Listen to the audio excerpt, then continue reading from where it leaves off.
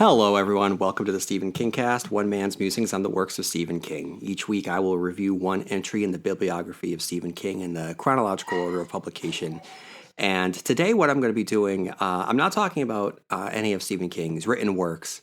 I am actually going to be reviewing one of the adaptations from one of his short stories that came out last year in February, just about a year ago, that I never had a chance to talk about, that I should have talked about and should have championed when it came out because it was my favorite movie going experience. One of my favorite movie going experiences. A great time in the theater, and it's something that I just watched again and want to celebrate. And that is Osgood Perkins, Theo James starring The Monkey. So, for everyone that is tuning in for the first time, welcome to the Stephen King Cast. I hope you enjoy it. There are almost 300 episodes for you to go and soak up. Once upon a time, I started out reviewing, like I said at the top of this podcast, each of the works of Stephen King in the chronological order of publication. So, if this is your first time tuning in and you were looking for in-depth reviews on particular books or every one of his books, you just have at it. Just go back to episode 1 and make your way through. I start with Carrie, and I go all the way to whatever the last publication was at the time. And I've reviewed each one of his books. I've reviewed a number of his movies. There's a lot of top 10 lists and just a lot of good content in this back catalog. So enjoy. And for those of you who have been with me for many years at this point, thanks for sticking with me, everybody. And today, I'm really excited to dive into The Monkey. So I'll be talking about that. But if you have any time on your hands, heading on over to iTunes and leaving a review would be greatly appreciated. And as always, if you want to share any thoughts on anything related to Stephen King, on The Monkey, on anything that I've talked about lately or ever, write into stephenkingcast@yahoo.com. And speaking of which, I'm going to read a review by Matthew, who writes, I wish I knew about this podcast before. I hope you will be doing more shows in the future. I just read Needful Things. I loved it. You did a great job. I was wondering if you'll be doing a show rankings of the books at some point. So I'm going to interject. Matthew, first of all, thank you for writing in. And in terms of ranking the books, I don't know. When it comes to rankings, you always have to really before you start ranking, you need to be very clear with yourself as to what it is that you're ranking for. Are you making a ranking of your favorite, or are you making a ranking of the best?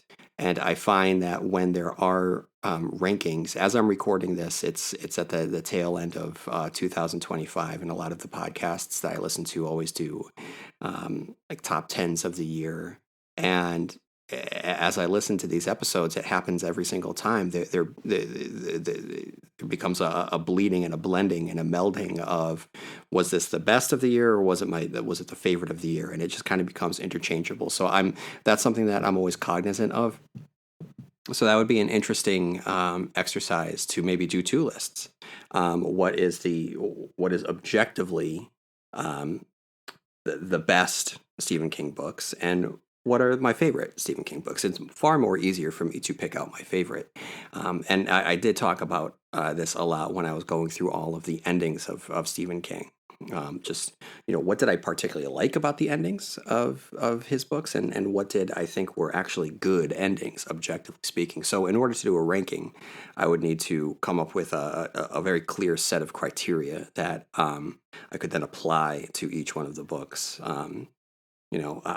Just the writing and style, the thematic work, the character work, the metaphor at play, the plot, is it propulsive? And you try to make these things as objective as possible, but you can't always keep it purely objective. Subjectivity does come in at some point, but you do want to create a criteria that you can hold yourself accountable to and hold the books accountable to. so that it's a very clear, well reasoned, well articulated ranking system. At this time, I don't have any plans on doing something like that, which isn't to say that that's not something I won't do in the future. That is a good idea, but just to clarify, that would require a very clearly established set of criteria that I would need to be able to apply to all of the books. If you have criteria, anyone listening that you think would need to be created as a guideline, please let me know by writing into stephenkingcast@yahoo.com. Matthew continues, also an interesting topic would be rereading King books and compare the book to how you viewed it as a teen or 20-something to reading it, in my case, close to 30 years apart, and how you view the book differently. I'm going to interject again. So, Matthew, it's a great suggestion, and that's something that I think that I tend to do when I review the books, because most of the books that I had reviewed during the first part of this podcast journey, I had read when I was younger, and I do talk about how I absorbed that book at the time and what I thought of that book and how that book had carried with me, and then going back itself, that review is I do include, my journey and me looking at that book maybe a little bit differently. One good example of that is Doomakey, a book that when I first read it, I did not like. I did not enjoy it. I didn't get it. I read it later on for the purposes of this podcast, and I was older in my life, and I came at it from a different perspective because I could now understand it a little bit better, having a couple more years under my belt, living on this earth, and the story really resonated with me in a way that it hadn't when I was younger, and the limitations that I had. Being younger in my life held me back from being able to fully embrace the work that was put into the book and the poignancy of that book. So I always think of Doomakey as the high bar for a novel that you can go back to later in life. And I think about Lisey's story a lot, how that's a story that I desperately want to enjoy. And it's one that, to me, is my white whale of not understanding why people like it, including Stephen King. And it's one that I want to go back, and I want to finally unlock something within me that I have not been able to find, that I've not been able to enjoy. And I'll be talking about Lisey's story later this year as well. I'll talk about that in a little bit. But yes, that what you said here is something that I actively try to do within the podcast episodes. So Matthew continues. I don't think I even finished reading Needful Things in my early 20s. I couldn't get into it. Years later, looking over a King book to read, I decided to give it a shot because I knew there was something appealing about it now. I loved it. Needful Things touched upon a lot of issues. I was blown away. I also wish I got in on the conversation about the ending of It. It was the greatest book ever until I got to the end. Spoiler alert for It. A giant spider from out of space. If it wasn't for It, he never would have gotten the reputation for not ending books well. I haven't listened to your show, but I can only think, what yarn did he spin on that one? LOL. I'll give it a try. I hope you enjoy. I'm very proud of the It reviews that I did. And for me, the giant spider reveal is not a problem. I think that it manifesting itself as a spider, which is of the most alien creatures on this planet, it makes sense for me. That has never bothered me ever. I think that the bagging on the reveal of the spider has less to do with the book and more to do with the ABC TV miniseries reveal of the spider, which is lacking compared to the book. There's such a weirdness in the conclusion of It in the book, because you're dealing with this with an underground layer that doesn't fit with the physical reality of what a sewer underneath a sewer should be. You have the deadlights. You have another reality another war, a war of the minds being waged on another reality. And yes, you have a cosmic spider that is, again, just the closest manifestation of what it could possibly be, but not really a spider. So, I mean, there's just a lot of great weirdness to it. And the ABC TV miniseries just really literalized it as a giant crab-looking ant kind of spider sort of thing. And it didn't look great, and it didn't go well. And I think that those two things conflated, the end of the book and the end of the miniseries, and people tend to talk about the spider, I think, more based on how people viewed the TV miniseries and then perpetuated throughout the decades. All right, if you can get back to me, that would be great, but you're probably busy, so no biggie. But thank you for your podcast. Matthew, thank you for writing in, and I apologize for not seeing this. You wrote this back in 2021. So in my defense, Matthew wrote to an email that I never check. But if you do want to write in to stephenkingcast@yahoo.com, I will be able to see it. I'm checking it more regularly as I am podcasting more regularly. I'm also posting on Facebook and on Instagram. So head on over to those two social media platforms and follow me there. I've been thinking about signing up with Blue Sky as well and having an account over there. So I'll keep you posted if I wind up doing that. All right, what I'm going to be doing now from here on out is talking about The Monkey. And first, I'm going to read the Wikipedia summary so that everyone has a basis of understanding. In 1999, Captain Petey Shelburne attempts to return a wind-up drum-playing toy monkey in an antique shop. Before he can do so, the monkey plays its drum, triggering a chain reaction that ends with a harpoon gun disemboweling the shop owner. Shortly afterwards, Petey disappears, leaving his wife Lois to raise their twin sons Hal and Bill. The twins later discover the monkey among their father's belongings and wind its key. That evening, while they're at a hibachi restaurant, their babysitter Annie is accidentally decapitated by the chef. Tired of being bullied by his brother, Hal chooses to wind the monkey's key in the hopes that he will kill Bill. Instead, Lois suffers an aneurysm and dies in front of Bill. Hal disposes of the monkey before he and Bill move to Casco, Maine to live with their Aunt Ida and Uncle Chip. When the monkey mysteriously reappears in their new home, Bill winds its key, causing Chip to be trampled to death in a horse stampede. The twins seal the monkey in its box and throw it down a nearby well, hoping it will remain hidden.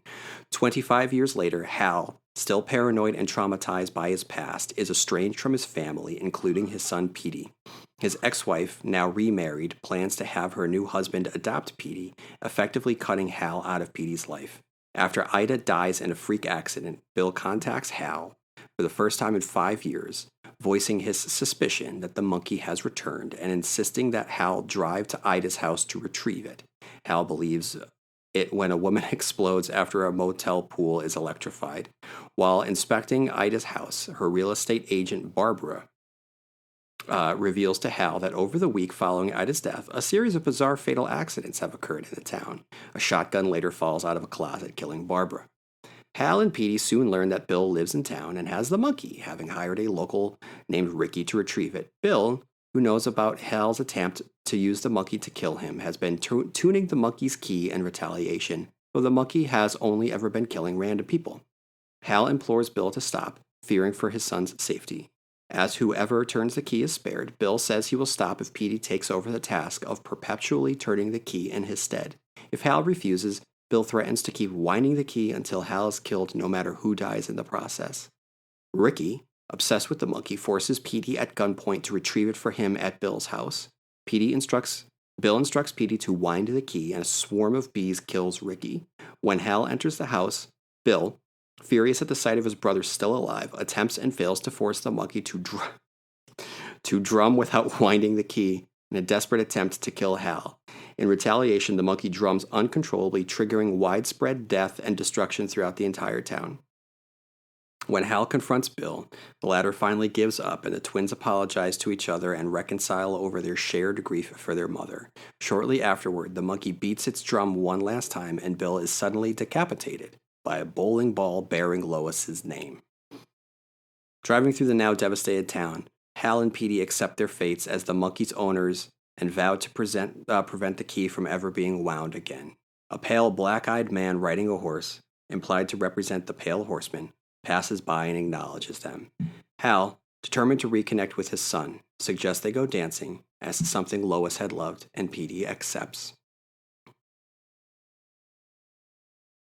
So me putting the monkey at my favorite Stephen King experience of the year 2025 was not anything that I had expected. The monkey, a story that for decades has been uh, mistaken as Monkey Shines. I think there's a lot of people out there that think that Monkey Shines is an adaptation of this particular short story. And I just never one that I expected to be made. And I certainly didn't expect it to be Osgood Perkins' follow-up to Longlegs, which was the big hit in the summer of 2024 with a great marketing campaign. And Longlegs, I know, can be very divisive. Some people some people don't like it. I happen to like it. So when I saw Longlegs, I was locked in. I was totally on board for the Osgood Perkins vision, the experience. It was weird. It's disorienting. It's unsettling. He has a great command of visual and audio. That's a big thing. Watching Longlegs in the theater with the sound cranked up, there are discordant sounds that make you feel uneasy. It is an understanding that movies it's an audio visual medium, so to be able to weaponize sound, I think that's important. And the reason why I say that is because it's something David Lynch really understood, and there's a lot of David Lynch's DNA in Osgood Perkins movies that I really appreciate. There's some stuff in Longlegs that is just straight out of Twin Peaks: The Return, in ways that I find very very enjoyable, and it makes me happy that there is someone out there that gets it, that understands how to do that, and there will never be another David Lynch, but to someone to be able to carry on similar visual, audio, and unsettling, surreal, dreamy storytelling flourishes. That's important to me. And what I love is all of that occurs within Longlegs, and you get this bizarre, wildly over the top Nicolas Cage performance that's worth it. So you get this haunting, moody, unsettling, dread-filled, dreamy, strange story. Then you also get this ridiculous Nicolas Cage performance. So when I heard that he was going to be following up Longlegs with the monkey, I didn't expect that. But then I went back and I revisited Longlegs, and I saw a lot more humor in Longlegs than I had the first time around, especially with that Nicolas Cage performance. So then when I heard more about what the monkey was going to be, and when that first trailer dropped, I got it. And then I got really excited to see this movie because I was locked in to this particular adaptation and this version, and I couldn't wait to see what he had in store. And also, I was excited at the possibility of this coming out in February. I mean, I'm not a big fan. I'm a lifelong New Englander, and I have come to really despise winter post December. It's just cold, it's dark, all of the Christmas lights are down. And so this was something to look forward to in a sloppy, slushy, cold month. So I was really excited about that. Yeah, and watching this in the theater when I sat down, it was my wife and I, a couple of our friends. It was just bonkers. It was fun. I was cackling. It was I keep saying it was probably my favorite movie going experience this year because I didn't expect it to be as good as it was. I didn't expect to enjoy it nearly as much as I did, and I did. This was a good year for movies. Watching Sinners, was transformative. Being able to see something just so special. that was a great experience. Um, clearly watching, Superman was a good time. Fantastic Four was a fun time. Um, the Naked Gun. The Naked Gun again. I don't know the last time I had laughed as hard as I have watching The Naked Gun. I feel, and I give them all the credit in the world, because doing a sequel to a beloved comedy, it's a fool's errand. Everyone's gonna not like it. But they got it, and having Liam Neeson play this character and play Frank Drebin Jr., even though he's like 10, 15 younger than Leslie Nielsen would have been.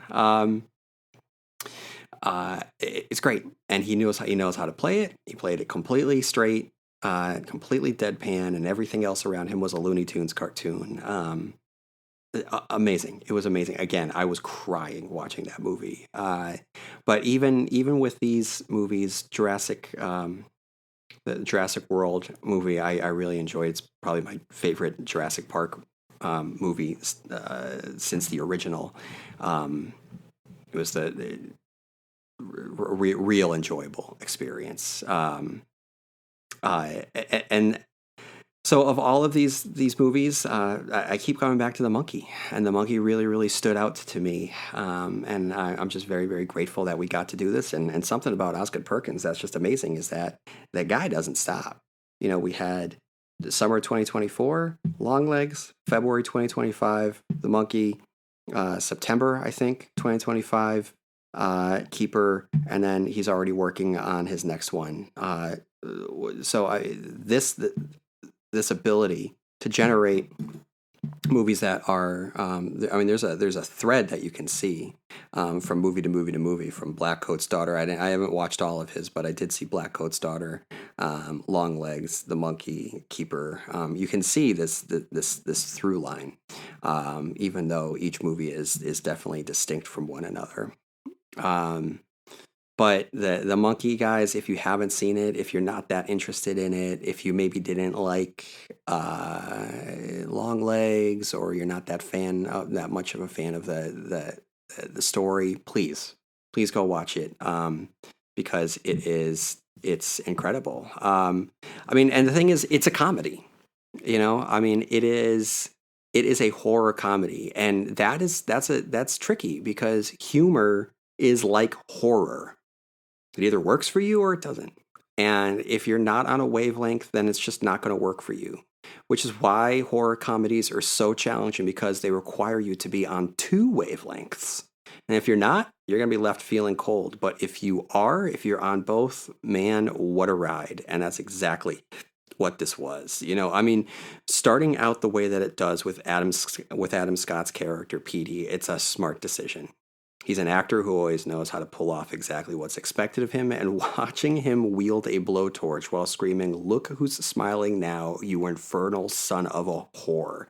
Smash cut to Let the Good Times Roll. It fully sets the tone for this, and what to expect for this movie. And talk about people who understand the assignment. The cast is, from top to bottom, incredible. Incredible. So he's someone that knows how to cast his movies. Theo James in this movie is fantastic. He was great in White Lotus season 2. He did the voice of the villain of the first season of X-Men '97, Bastion. Did a great job with that. But here he understands the assignment, and he knows the absurdity that comes with this role in his dual roles. Whether he's playing Bill or whether he's playing Hal, it doesn't matter. He's great in both parts. Bill, I don't know. Bill just saying the monkey must be vanquished in that tone, how serious he is.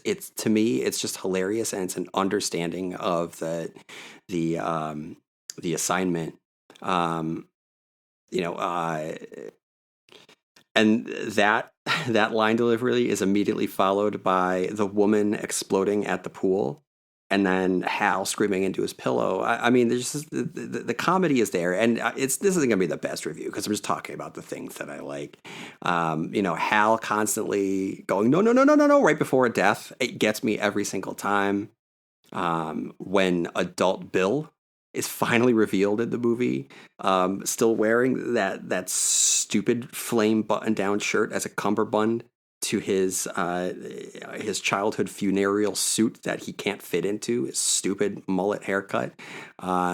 It's just so over the top. I mean, and that's the thing, is that this movie is completely over the top. Whether it's just the quality of the death scenes or Bill fighting the monkey.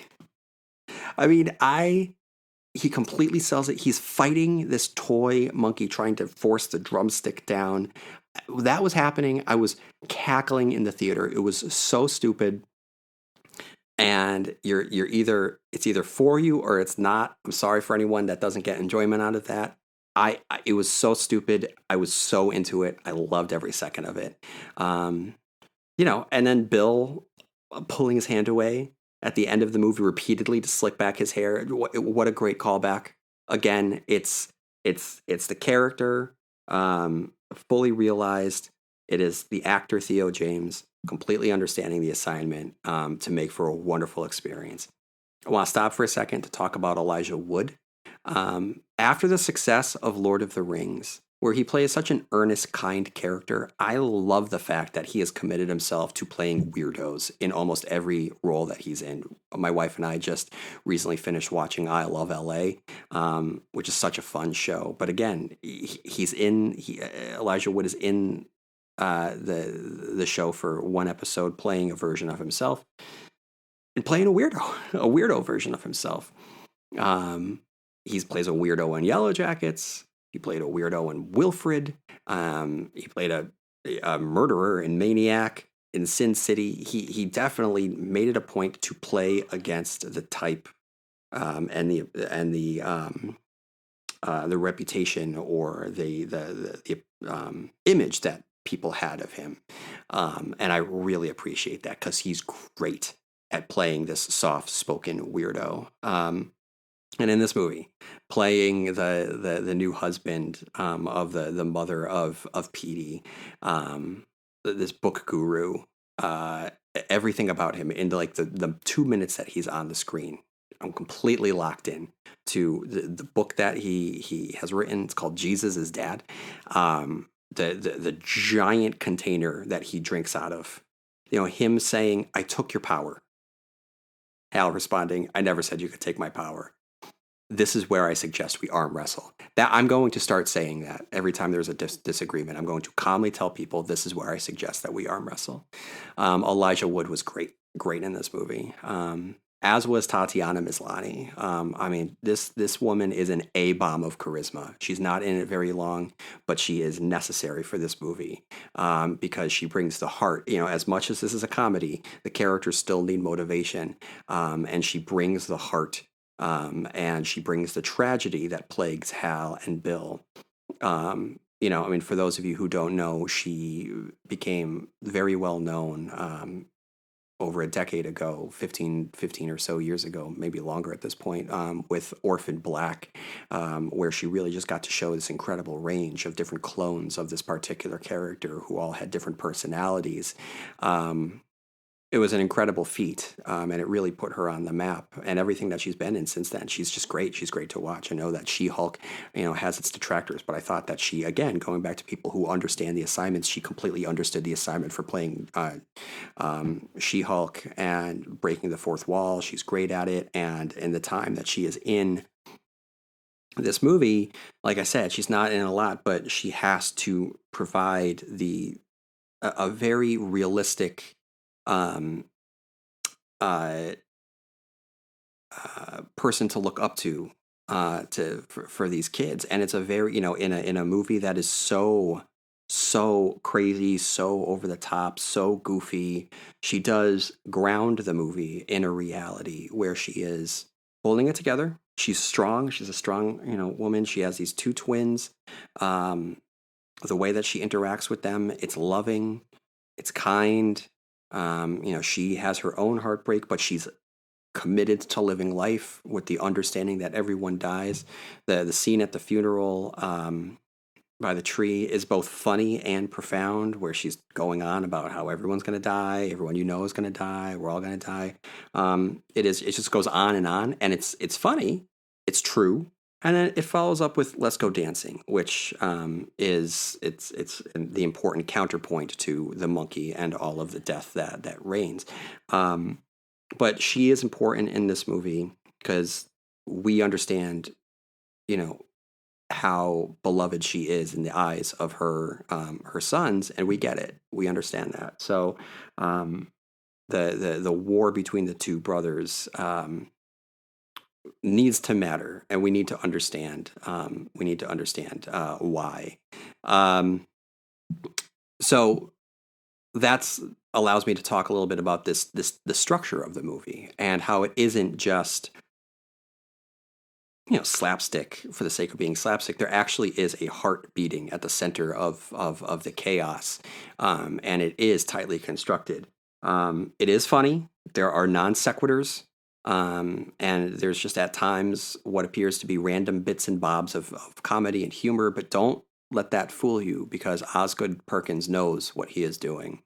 Whether it is Ricky and his family being a mirror image to Petey, Bill, and Lois, could be that. The three of them are bound together after the disappearance of the father husband from their lives, much in the way of Hal. I'm sorry, I said Petey, Bill, and Lois. I meant Hal, Bill, and Lois. And it's never not visually interesting. For instance, Perkins doesn't need to include a psychedelic dream sequence for Hal, but he does, and it's incredible to look at. All of the movie, the visuals in this movie are great.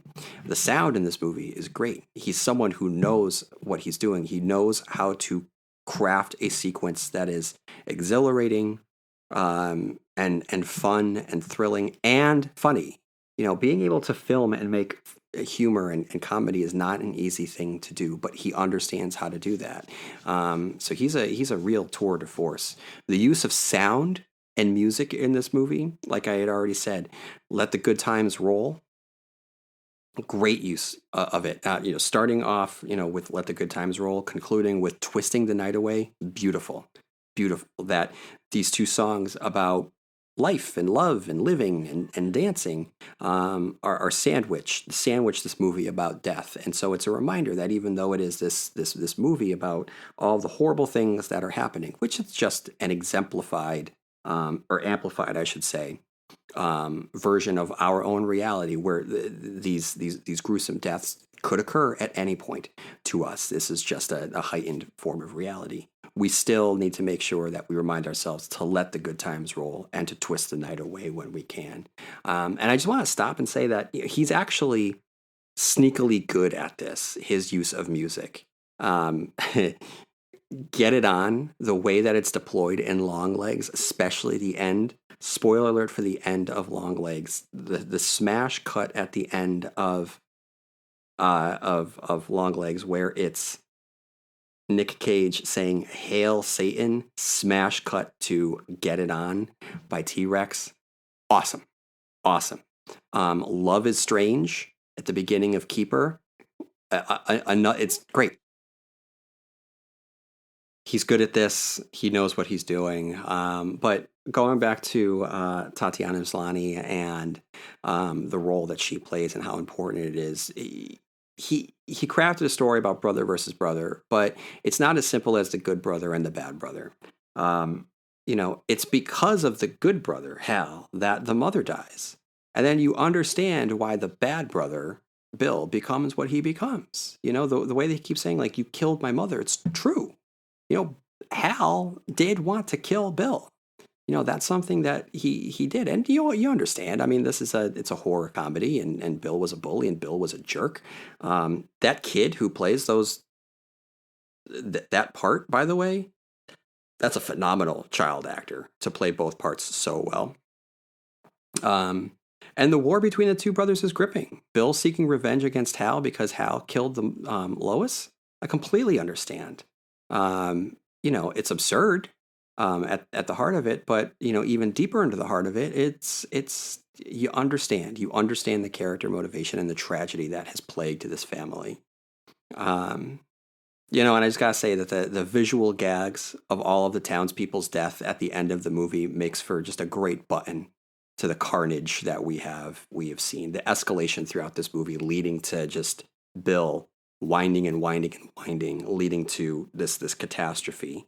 And then at the end, to have the pale rider upon a pale horse ride by was great. Um, and in the face of death, literally, literal death itself, Hal asks his son to dance.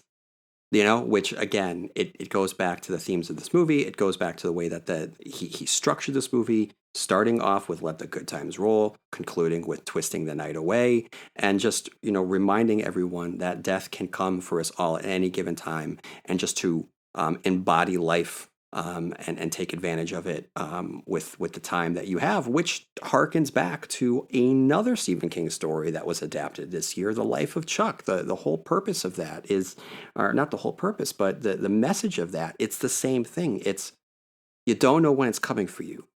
Spoiler for Life of Chuck. Chuck Krantz does see an image of his death much earlier than he should have to die, but it doesn't stop him from living, and it doesn't stop him from literally doing what Hal asks his son to do, which Lois had asked her sons to do, which is to dance. So to dance in the face of death and the concept of death and the inevitability of death, which can come at any time, any place, anywhere.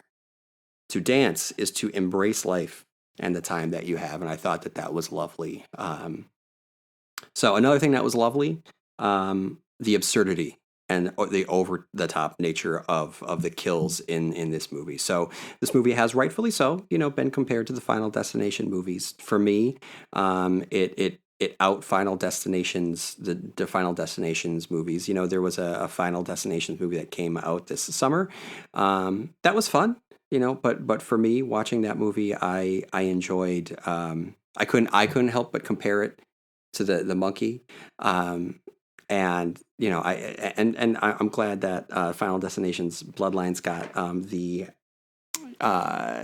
enjoyment out of audiences that it did. But I just wish that some of that conversation actually had happened around the Monkey instead. Because I loved the setup and the absurd nature of some of these kills. So I'm going to actually rank them from 13 to 1. And at number 13 was the boomerang aneurysm, which to me is it's the saddest one. It's clearly a character that we have very quickly fallen in love with, and it's just sad for the kids. So it kind of doesn't even need to be on there. But that's the one that's the least fun. Death by vape, which again, that's a Looney Tunes sequence. So you see the vape sticking out from his neck from inside. It's just a great visual gag. The hibachi slice of Annie Wilkes. Annie Wilkes, by the way, Easter egg. That is the Kathy Bates character. The hibachi slice, you knew it was happening. It's absurd. The knife is not going through the neck, and cutting the bone that easily. But and the guy was so far away, but still, it doesn't matter. It does not matter. It's a great sequence. The head falling onto the hibachi grill, wonderful. Death by espresso at number 10. This guy getting the espresso steam to the face, quick out. The cobra part. The cobra death and the whole, not so much the cobra death, but the very quick follow up to Bill talking to the realtor saying, "There aren't any cobras in Maine, are there?"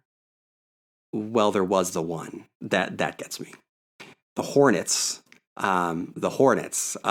was gnarly. Hornets, just the way that they filtered through the whole burrow, just go through the guy's mouth, down his throat, and then burrow through his face. Horrifying. Absolutely horrifying. And for me, I had a bee incident over the summer. Long story short, I had to go to the hospital. I'm okay, totally okay, but I found out the hard way that I'm very allergic to bees and hornets. I got stung about 12 times, and my body did not handle it very well. So that was a little bit of a trigger. So at number 8, the shotgun in the closet. Number 6, the bowling ball at the end that takes out Bill, which is a callback to Hal's fantasy of dropping that specific bowling ball on his sleeping brother's face. Number 5 was the death by lawnmower. Number 4 was Uncle Chip being trampled by horses and the fact that they opened up the sleeping bag to see exactly what was in there, which was disgusting. Number 3 was the pawn shop fishing spear at the beginning of the movie. Very well done. Great way to start the movie. Number 2 was the woman just not being electrocuted, not being electrocuted at the pool, but exploding. So over the top, so stupid, so fun. And number 1 is Aunt Ida. From the fishing tackles to the face, to getting the hair set on her head set on fire, to walking out of the door, stepping in the vase, and then going face into the mailbox or the for sale sign. Incredibly well done. So ridiculous. And it was just, it's not going to work if there aren't these big ridiculous kills. And I thought it was just all in all just an incredible, fun movie with made by someone who firmly knows what they're doing, someone who I'm paying very close attention to with each movie that he presents and puts out. Filled with actors who completely understood the assignment. I mean, there was the priest giving the eulogy for Annie Wilkes. I mean, I could just talk about like all of these just random moments that make me crack up. The framed picture of the parrot in Ricky's house. Hal screaming, "Let's make like eggs and scramble." The real estate agent giving Petey her card. Why are you doing that? Everyone outside Aunt Ida's house cheering because there's been a new death. The same group of characters being beheaded by the truck at the end of the movie. I mean, there's just so much ridiculous stuff. Bill talking about eating Petey's placenta, just all of it. And like I said, the kid that plays young Bill and young Hal does such a great job. This was a movie where the author or the filmmaker was in firm control of the tone. And like I said in a recent post, there were at times when I felt that I was like watching a Quentin Tarantino movie in all of the right ways. The opening to it, there's the sound effects introduction that just kind of gave big Quentin Tarantino film vibes, and that balance between action and character and humor and violence. I think that it's threading the needle in a way that very few filmmakers can, but Tarantino does, and so that over the top exploitative type of movie quality filtered through modern sensibilities really felt that it was tickling a Quentin Tarantino vibe, which I really appreciate as being a big Tarantino fan. So all in all, this was one of my favorite experiences of 2025. It is my favorite Stephen King adaptation of 2025, and there's been quite a few. This was a great year for us to be Stephen King fans. I'm excited about 2026. Hopefully The Talisman 3 comes out. Stephen King recently said that he's got 2 books that he hopes to be able to complete. One is The Talisman 3, and the other is a Holly Gibney story, and he says that he's going back and rereading The Outsider, which makes me happy. I want more overt supernatural elements in my Holly stories, so that would be good. Also, that interview, that quote, that tweet made me kind of sad. He's acknowledging mortality, and it kind of bummed me out. So, with that being said, he's choosing his own way to dance by continuing to write. So I do also appreciate that about Mr. King. He understands that he has a way to continue to live his life and continue to give back, and I'm always going to be appreciative of that. So hopefully this year we get to talk about The Talisman 3, and somewhere down the road we'll be able to talk about the Holly Gibney book, and we'll see what else we have. All right, everyone. So that's all I have for this week. And feel free at any time to write into the stephenkingcast at yahoo.com. Feel free to write in your rankings of the different kills in this movie. Feel free to write in what you felt about The Monkey, or if there are any unfilmed Stephen King adaptations that you would like to touch upon. And may you have long days and pleasant nights. And I will see you here next time, where MOON spells Stephen King Cast.